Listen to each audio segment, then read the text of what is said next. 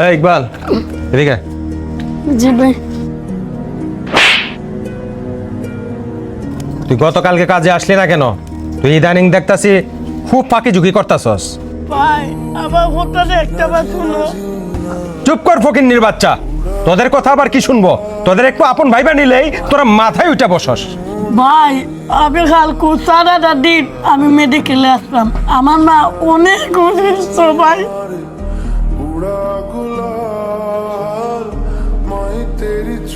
ভাই আমার মা অন্য মেডিকেলে ভর্তি। কি করছিস সব? তুই আমার একটা ফোন দিলি না বেটা?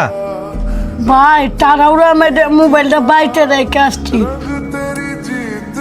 আরে ভাই, তুই আমার আগে জানাইবি না? এই যে এখানে কিছু টাকা আছে, তাড়াতাড়ি যা, তাড়াতাড়ি মায়ের